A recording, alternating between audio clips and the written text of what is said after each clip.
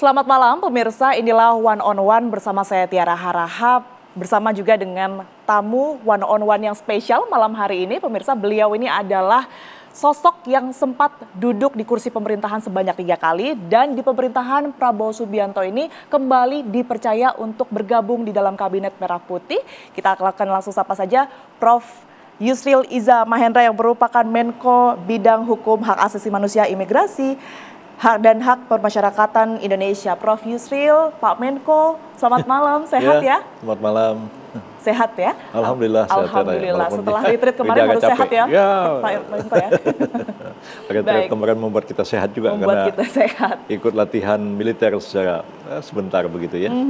Pengalaman yang baru tentunya ya, Pak Menko ya? Betul. Baik, Pak Menko, ini kan kembali dipercaya untuk kemudian ini berada di lingkaran pemerintahan. Apalagi bidangnya juga di bidang hukum, begitu ya. Untuk 5 tahun ke depan di bawah kepemimpinan Pak Prabowo Subianto dan juga Mas Gibran Rakabuming Raka, ini apa langkah ke depannya yang akan dilakukan?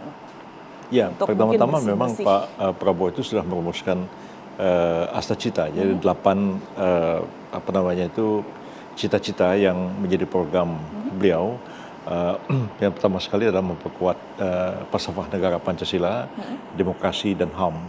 Dan itu sangat berkaitan dengan kementerian koordinator yang saya pimpin sekarang ini. Di samping juga ada hal-hal lain yang dalam asta cita itu terkait dengan pembangunan ekonomi, pembangunan sosial masyarakat untuk menciptakan masyarakat yang harmoni, tertib, aman, damai, toleransi beragama ditingkatkan dan sebagainya. Pada akhirnya memang tujuan yang ingin beliau capai itu adalah kita melangkah untuk mewujudkan Indonesia emas pada tahun 2045. Ya, kita menjadi sebuah negara maju dengan pendapatan per kapita di atas 14.000 dolar Amerika Serikat, dan itu hanya bisa dicapai dengan pertumbuhan ekonomi rata-rata 8%.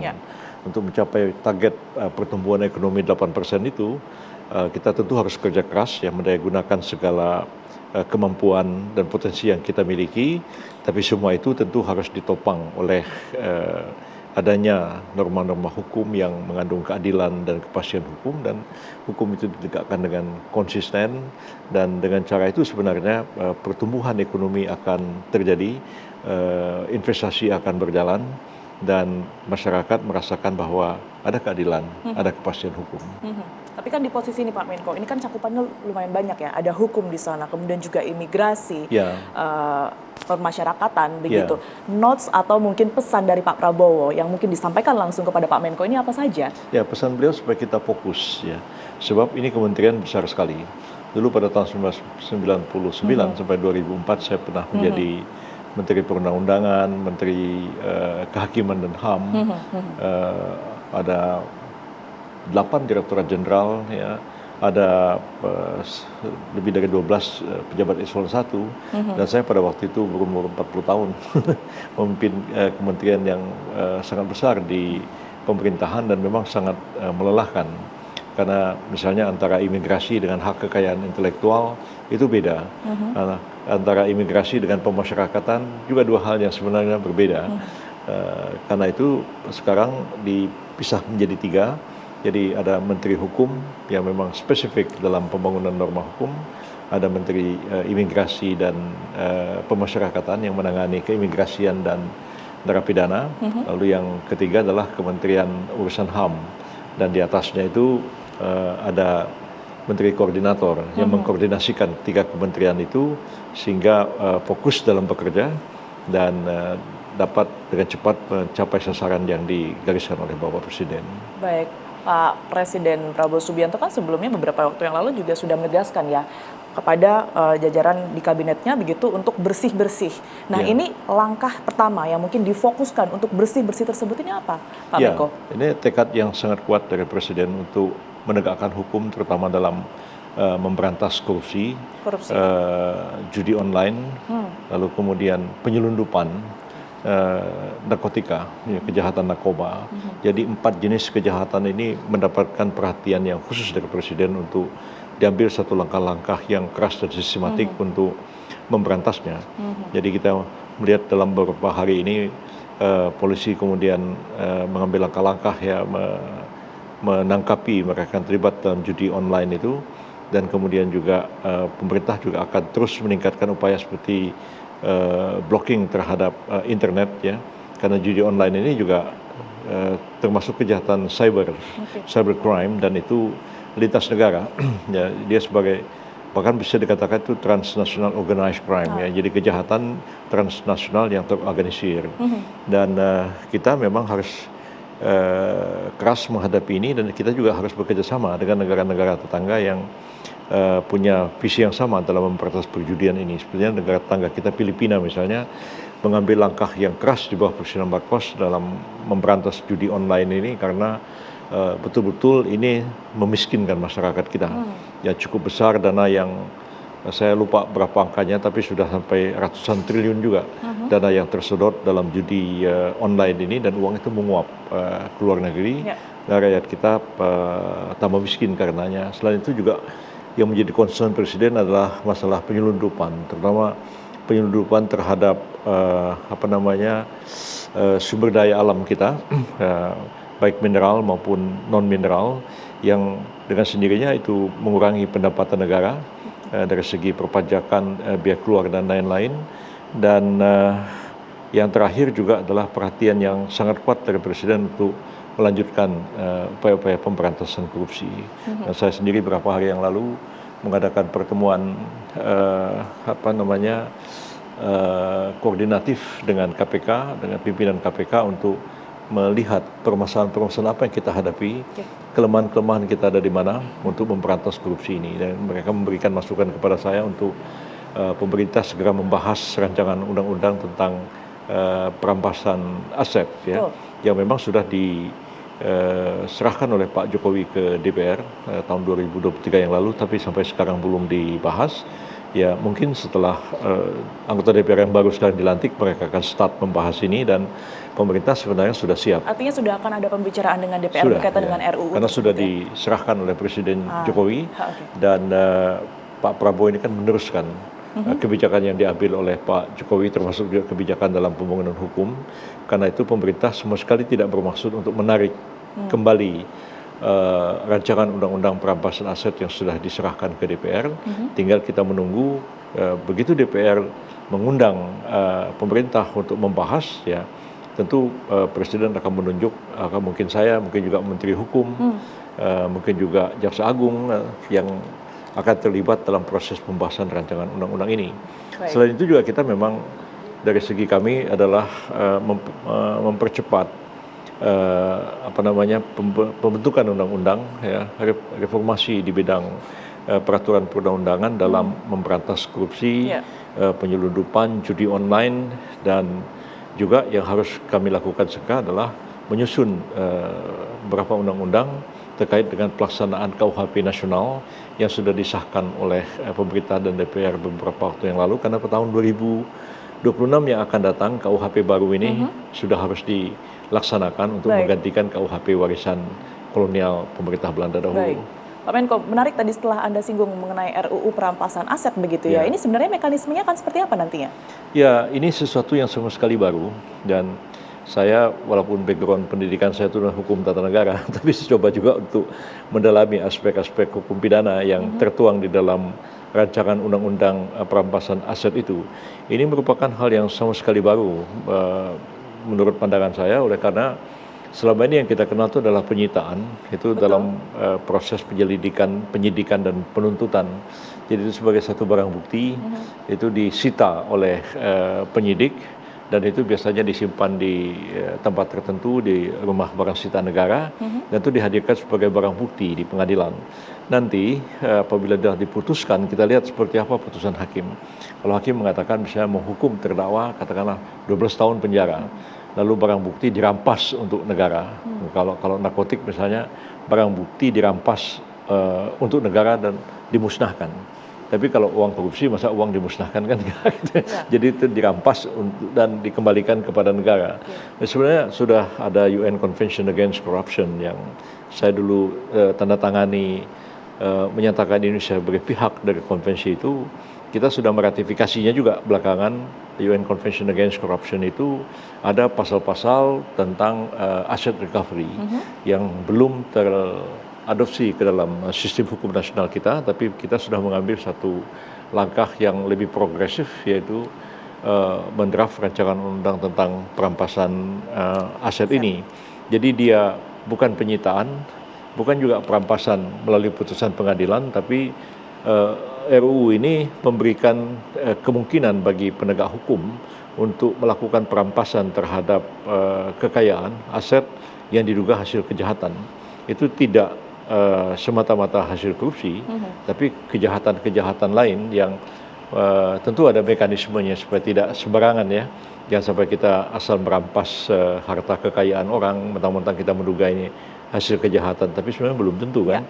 Karena itu saya mengatakan bahwa aspek keadilan, ya, aspek kepastian hukum, dan aspek hak asasi manusia itu harus menjadi concern kita dalam menyusun membahas rancangan undang-undang tentang perampasan aset ini supaya tidak timbul kesewenang-wenangan. Baik. Ya, dan bisa aja ada polisi, ada jaksa, atau siapapun aparat penegak hukum mungkin karena kesel sama orang terus disita dengan alasan ini hasil kejahatan. Dan itu saya lihat dalam praktek terjadi misalnya undang-undang TPPU, ya, tindak pidana pencucian uang.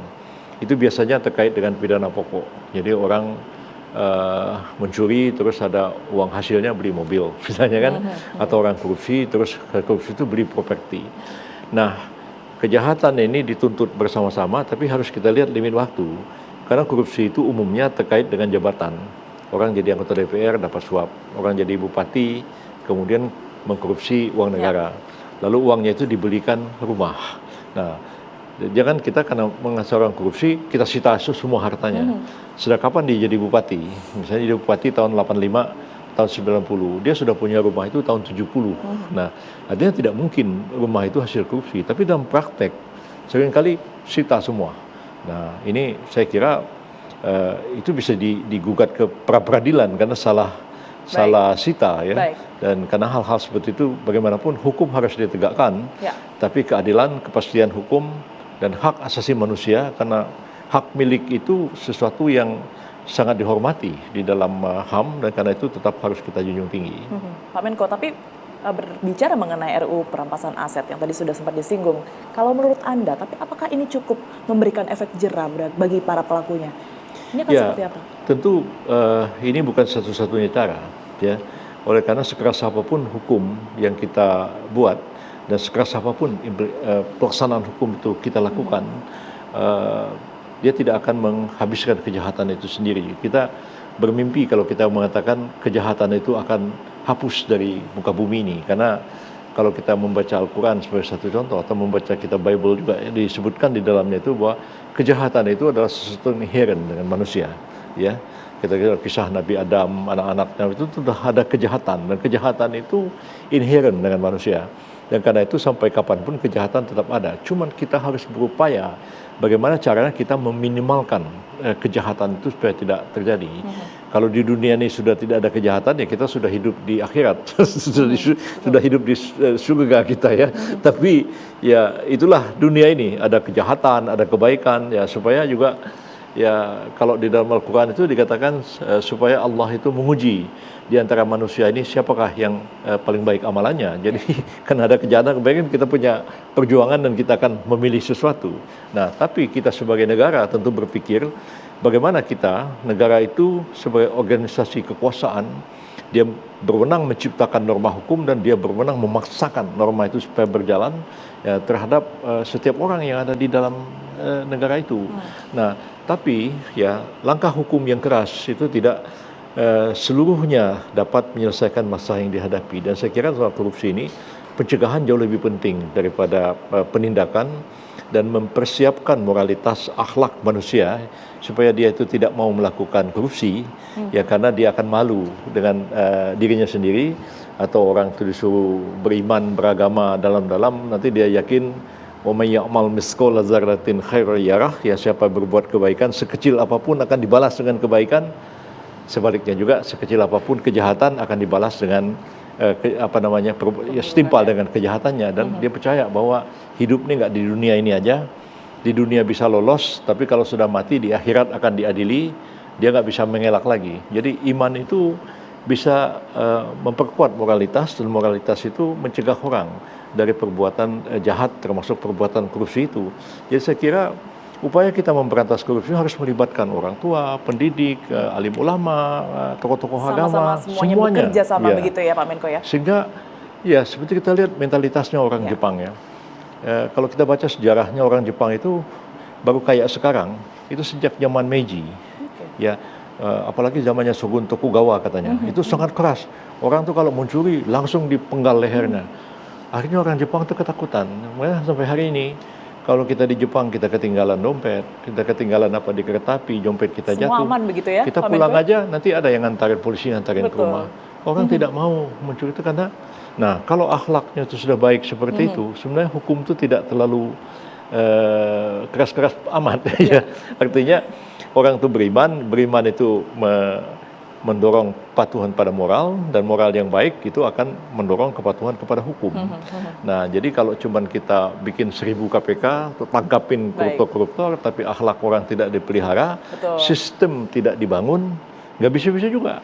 Ya, sebab saya selalu bilang gini, dalam sistem yang baik ya, itu orang jahat itu akan terpaksa jadi orang baik, ya kan? Ya, tapi dalam sistem yang buruk orang baik akan terpaksa juga jadi orang jahat. Baik, seperti yang tadi sudah disebutkan ya Pak ya. Artinya semuanya harus bekerja sama dengan baik dan bukan tidak mungkin Indonesia akan seperti Jepang nanti ya, Pak Yusril ya. Baik, kita akan lanjutkan nanti dialog kita usai jeda, pemirsa. One on One akan kembali untuk Anda sesaat lagi.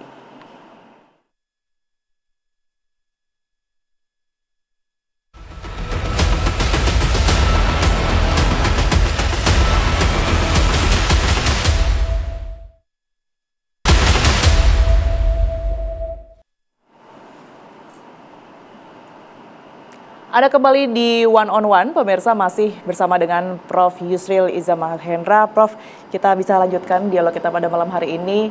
Nah, kalau berbicara mengenai yang sekarang sedang ramai, Prof, mungkin saya juga akan sedikit konfirmasi bahwa ada permintaan dari Menteri Hak Asasi Manusia sebanyak 20 triliun begitu ya, permintaan anggaran lebih. Nah, yang kemudian muncul di tengah masyarakat ini, Pak Menko, apa iya membutuhkan 20 triliun dan sebenarnya rinciannya itu untuk apa saja? Ini bagaimana? Iya, mungkin kalau untuk Kementerian urusan HAM sendiri tidak akan tersedia anggaran sebesar itu ya. Tapi harus kita ingat bahwa hak asasi manusia itu kan tidak semata-mata menjadi tanggung jawab dari Pak Natalius Pigai sebagai Menteri urusan HAM. Jadi misalnya itu kaitannya dengan pendidikan. Pendidikan itu kan harus berbasiskan hak asasi manusia.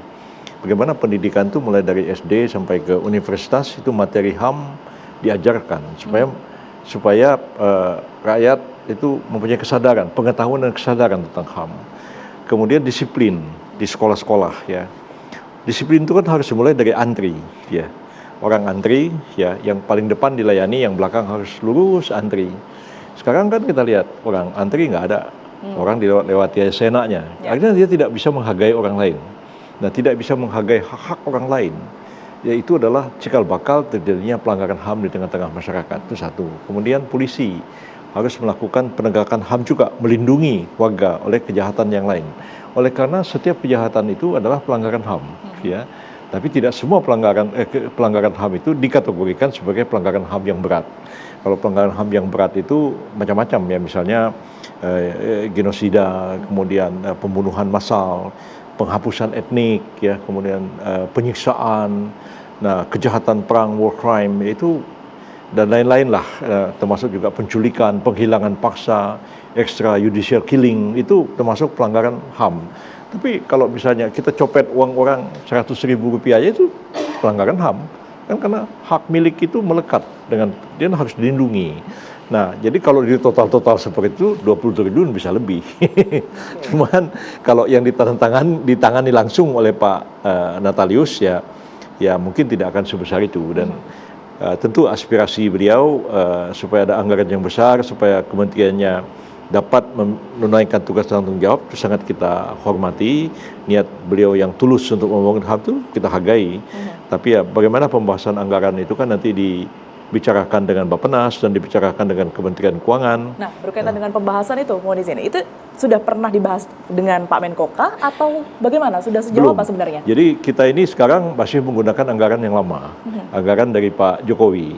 Dan walaupun APBN yang baru itu kan sudah disahkan oleh pemerintah Pak Jokowi, tapi baru dipakai, baru berlaku nanti 1 Januari tahun 2025. Jadi sekarang ini ada sisa anggaran. Ya, saya sudah diberitahu, kami sudah diberitahu oleh Ibu Sri Mulyani sebagai Menteri Keuangan, ada lebih kurang kalau saya tidak salah sekitar 470 triliun sisa anggaran itu yang belum terpakai. Jadi kementerian-kementerian silahkan mengajukan programnya untuk menggunakan sisa anggaran ini. Kalau sekiranya anggaran itu tidak terpakai, ya tentu akan digunakan untuk anggaran tahun yang akan datang. Nah, sementara kita tahu bahwa dulu itu kan anggaran itu adalah anggaran Kementerian Hukum dan HAM. Ya. Nah, sekarang dipecah jadi 4. Ada Menko, ada 3 kementerian. Dan ini ada di mana anggarannya? Ya, seperti anggarannya Pak Natalius itu, anggaran Kementerian Imigrasi dan Pemasyarakatan itu masih melekat kepada Kementerian Hukum dan HAM. Nah, seperti saya, anggarannya itu masih melekat ke Menko Polhukam. Ya, karena kan saya bukan pemecahan dari Kementerian Hukum dan HAM, tapi itu pemecahan dari Menko Polhukam dibagi 2. Ya, Menko Polkam dan Menko Hukum dan HAM plus Imigrasi dan Pemasyarakatan. Jadi sebagian anggarannya itu masih ada di sana di Polhukam. Dan ini akan kita gunakan maksimal dan seefisien mungkin sampai dengan berakhirnya anggaran tahun 2024 sekarang ini. Jadi sebentar lagi ya. Sebentar lagi. Jadi yang sisa anggaran itu pun hanya untuk anggaran rutin. Apalagi seperti saya di Menko tidak terlalu operasional kan. Tapi Pak Natalius juga barangkali tidak terlalu banyak operasionalnya. Tapi seperti Pak Agus, Menteri Imigrasi dan Pemasyarakatan kan operasional betul. Imigrasi harus dilayani orang di semua tempat immigration checkpoint. Napi-napi harus dikasih makan tiap hari, anggarannya tapi jalan. Tapi kalau saya sebagai Menteri Koordinator kan tidak operasional.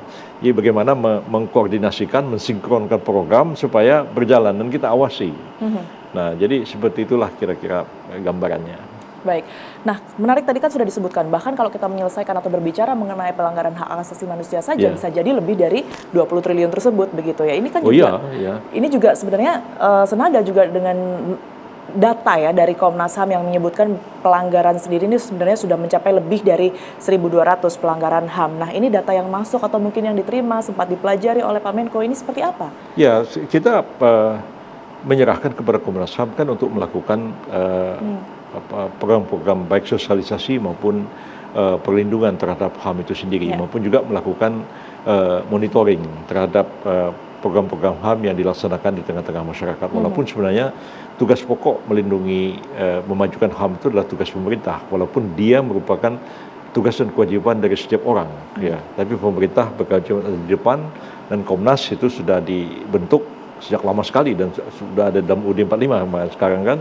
Dan dengan tugas-tugas tertentu, dan pemerintah tentu memanfaatkan hasil-hasil yang monitoring yang dilakukan oleh Komnas HAM. Bahkan kadang-kadang juga Komnas dengan keras menyampaikan semacam komplain gitu ya terhadap temuan-temuan mereka di lapangan yang mengatakan terjadi kasus-kasus pelanggaran HAM yang mereka melakukan penyelidikan untuk itu. Jadi bukan termasuk penyidikan ya, melakukan satu penyelidikan. Jadi sebenarnya kalau kita lihat seperti yang disampaikan Pak Natalius itu, kalau di satu daerah terjadi pengabaian hak-hak anak-anak misalnya untuk memperoleh kesehatan, memperoleh pendidikan sampai enggak sekolah, itu pun sudah selalu bentuk pelanggaran HAM. Karena itu kan hak dari setiap orang untuk memperoleh pendidikan, hak setiap orang memperoleh kesehatan. Kalau semuanya itu dilihat dari perspektif HAM, tiap hari kita melihat terjadi pelanggaran HAM. Tapi mungkin yang dilakukan penyelidikan oleh Komnas HAM itu kasus-kasus tertentu yang mereka sendiri sudah punya pedoman untuk itu. Misalnya katakanlah misalnya terjadi tindakan aparat yang berlebihan ya, yang kita lihat misalnya di daerah tertentu ya, kemudian terjadi semacam penyiksaan kepada orang yang diduga melakukan kejahatan, atau misalnya aparat itu bertindak tidak terukur lagi, misalnya mengatasi demo lalu kemudian terjadi tindak kekerasan. Itu oleh Komnas diinvestigasi, lalu dilakukan penyelidikan dan dicatat sebagai satu pelanggaran HAM dan bisa disampaikan pada pemerintah.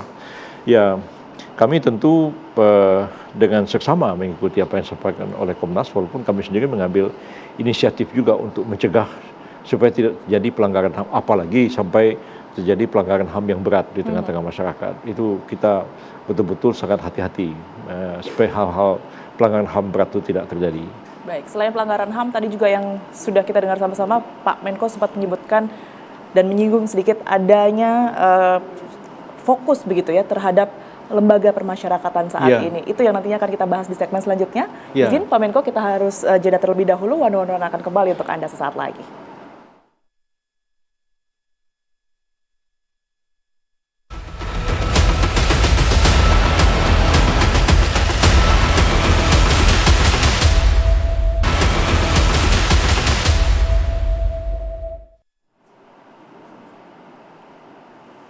Anda masih di One on One, pemirsa, dan kami akan melanjutkan perbincangan. Pak Menko, kalau kita berbicara mengenai pelanggaran HAM, ini sebenarnya kan tidak hanya terjadi di luar saja, tetapi di lembaga permasyarakatan ini sering sekali, terutama di tahun 2024 ini sering sekali terjadi pelanggaran HAM, terutama di lembaga permasyarakatan, di dalam malahan. Ini seperti apa?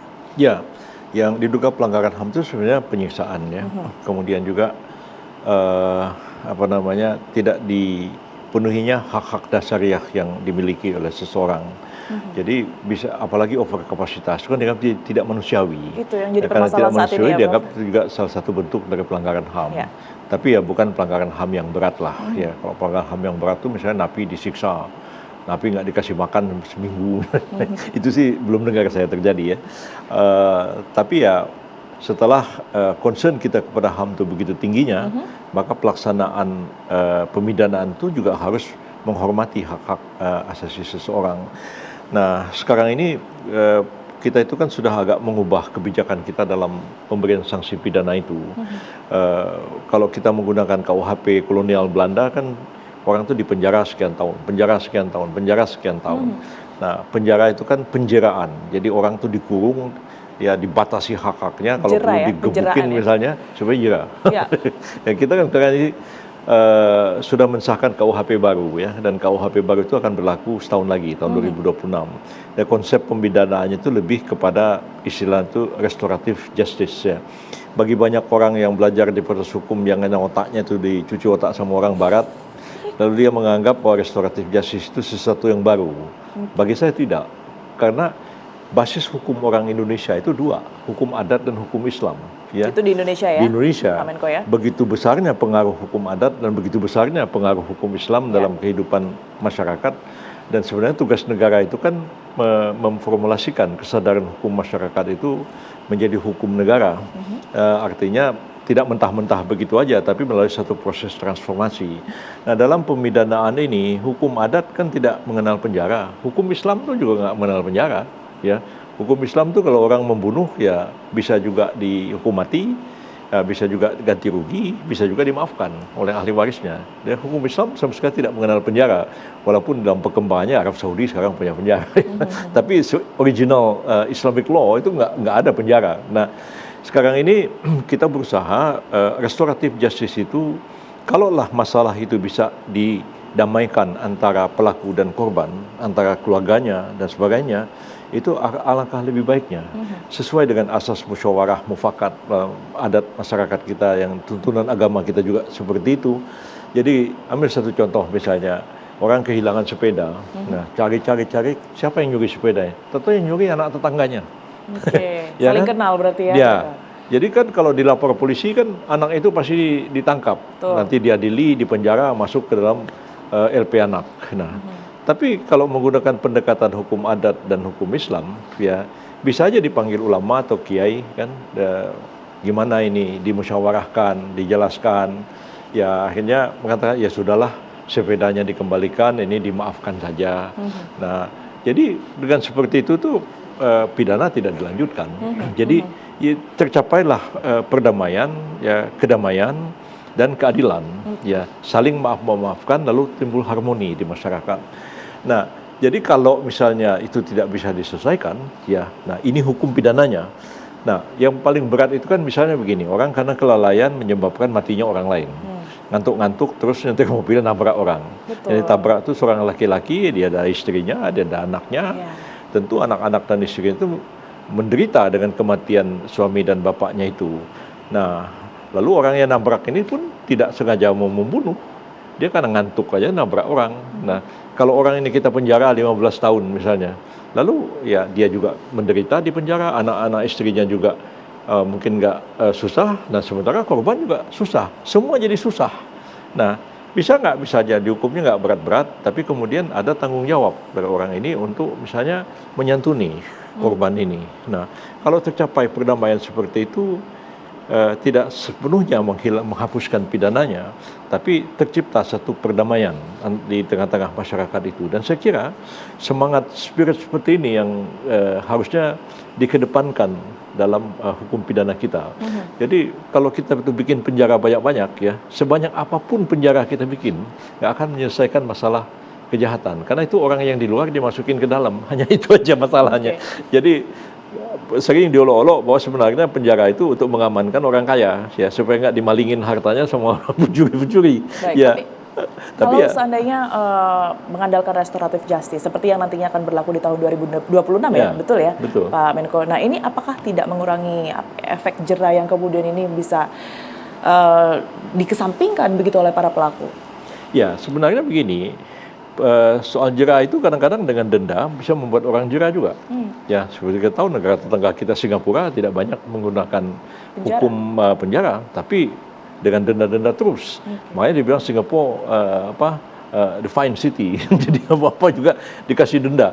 Misalnya kamu buang puntung rokok ya, di sini misalnya ya, orang buang puntung rokok sembarangan, didenda 10 juta. Ya. Nah, panik orangnya kan. Orang yang vandalisme itu mencoret-coretin tembok segala macam, didenda 100 juta. Nah, mungkin lebih takut daripada dia dikurung 2 minggu. Nah, atau dia dipenjarakan 1 bulan. Nah, jadi kalau didenda seperti itu, ya orang penjara tidak penuh sesak, negara dapat duit, bisa dimanfaatkan uangnya itu untuk membantu orang miskin. Jadi sebenarnya kita harus mengubah kita ini karena sekian lama dipengaruhi oleh hukum Belanda, yang ada di otak orang itu gimana memenjarakan orang. Nah, itu aja itu otaknya tiap hari. Untuk apa sih kita penjarakan orang itu? Ya. Jadi apa yang sebenarnya menjadi kendala begitu? Kalau kita ketahui sekarang permasalahan utama adalah over capacity dari lembaga permasyarakatan. Kalau dilihat tadi juga mindset apa-apa penjara penjara itu juga menjadi salah satu kendala. Selain itu apa yang perlu dievaluasi lagi, Pak Menko? Ya, artinya norma-norma hukum dan jenis-jenis pemidanaan itu memang harus kita rubah. Ya tadi lah misalnya soal mengganti pidana badan dengan pidana ganti rugi. Ya misalnya orang korupsi itu kan terkait sama jabatan. Karena dia jadi bupati lah maka dia bisa korupsi. Ya kalau dia udah nggak jadi bupati, siapa yang mau ngasih gratifikasi sama dia? Mana uang APBD yang dia mau korupsi? Nah. Lalu kita mau hukum orang itu supaya jadi jera. Nah, dia nggak akan jadi bupati lagi. Apa gunanya kita bicara jera? Ya. Nah, jadi sebenarnya kecuali orang mencuri. Kalau mencuri nanti curi ayam dihukum 1 minggu. Lepas itu nyuri ayam lagi. Lepas nyuri kambing. Lepas nyuri kambing nyuri sapi lagi. Ya. Nah itu jera-jera begitu ya. Tapi itu kan nggak bisa terkait dengan pemidanaan, tapi juga karena kemiskinan kan. Ya. Karena kemiskinan nggak ada kerjaan, terpaksa dia mencuri. Nah jadi semuanya ini terkait dengan apa yang diprogramkan oleh Pak Prabowo kita ini, bagaimana kita ini supaya kita hapus kemiskinan, kata beliau itu. Jangan lagi ada orang miskin.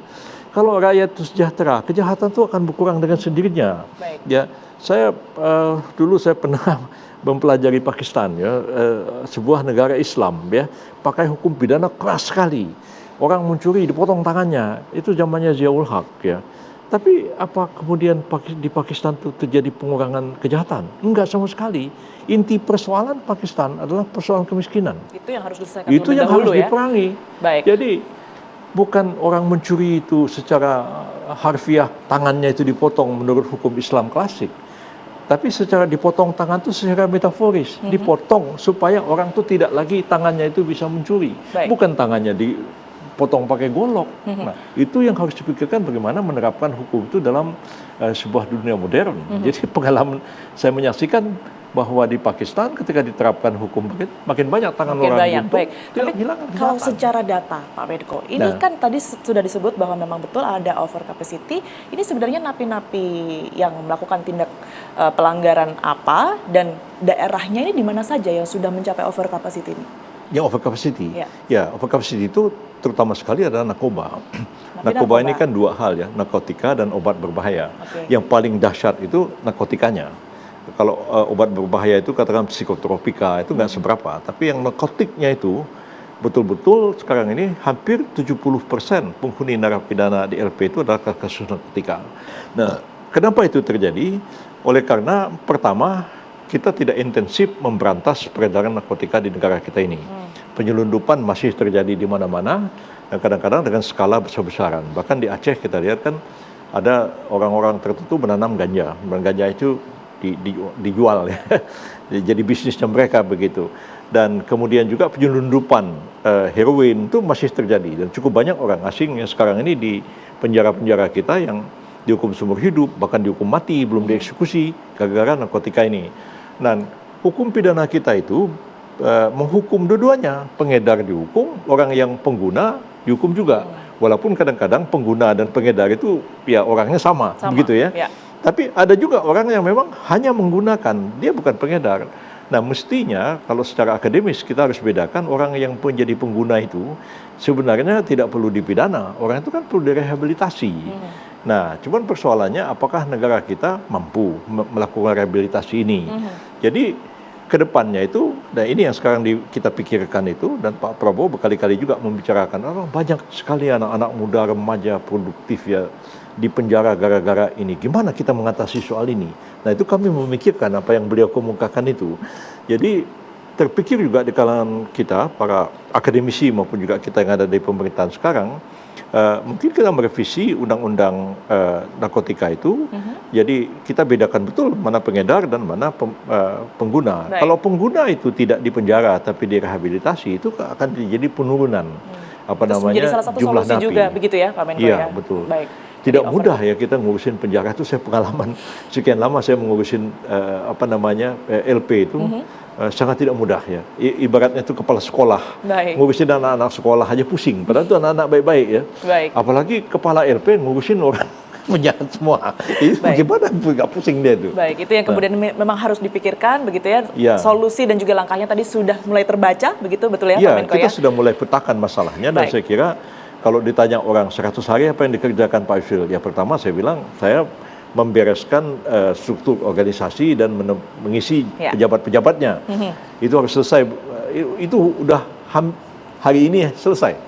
Tingkat presiden, tapi kemudian kita petakan masalah yang kita hadapi dan kemudian kita programkan ini baik dalam jangka waktu 5 tahun maupun tahun demi tahun, sehingga step demi step itu tercapai. Jadi tugas yang paling pokok saya adalah menyelesaikan berbagai pemberantasan korupsi tadi, ya, termasuk RUU yang masih pending di DPR.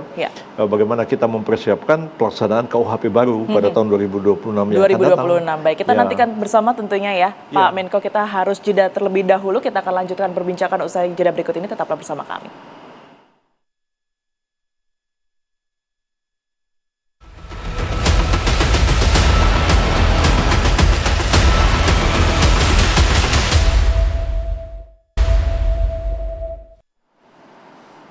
Anda masih menyaksikan One on One, pemirsa. Pak Menko, langsung saja ini. Imigrasi kan ada di bawah Anda. Nah, ini beredar kabar dan juga berita bahwa bulan depan, per Desember 2024 ini tarif pembuatan paspor naik, Pak Menko. Nah, ini kenapa naiknya dan nanti akan seperti apa setelah kenaikan itu sendiri? Iya, saya belum tahu berapa kenaikannya. Nanti bisa dicek kepada Pak Agus ya, Menteri Imigrasi dan Pemasyarakatan. Teman, memang ada perubahan paspor kita itu. Paspor kita selama ini kan 5 tahun. Sekarang paspor itu berlaku 10 tahun. 10 tahun. Ya. Jadi mungkin karena itu ada kos tertentu, gitu ya? Ada biaya cetaknya dan lain-lain, lalu kemudian ada kenaikan. Tapi kenaikan itu tidak bisa ditetapkan sendiri, karena itu kan termasuk PNBP yang ditetapkan oleh Menteri Keuangan, dan uangnya itu kan disetorkan ke kas negara. Tapi pemerintah kita kan sebenarnya banyak sekali membuat kebijakan baru di bidang keimigrasian ini, termasuk juga Golden Visa yang dirumuskan pada masa Pak Jokowi. Tentu kita akan kaji ulang untuk plus minusnya di mana begitu ya. Kalau baik ya kita teruskan, kalau kurang baik ya kita perbaiki mana aspek Tapi betul di kelemahannya. Desember ya, Pak Menko ya? Di Desember sudah mulai berlaku kenaikan tersebut kah? 10 Atau bagaimana? tahun, sekarang sudah berlaku. Kenaikan itu, kenaikan tarifnya? Karena biasanya sih pembuatan? itu kan dikeluarkan dalam bentuk keputusan kan. Oke.